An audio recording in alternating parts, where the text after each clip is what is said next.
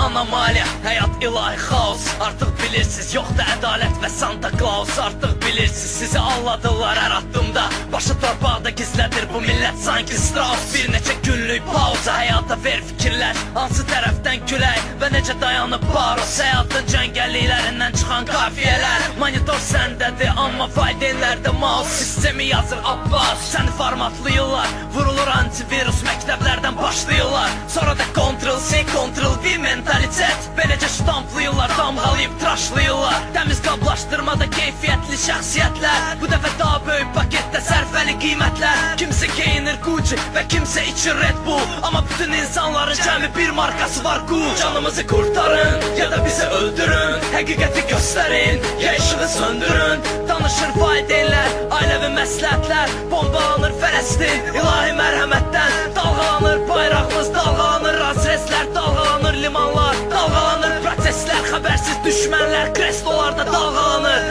Amma ki səhnələr gündən günə qarğalanır.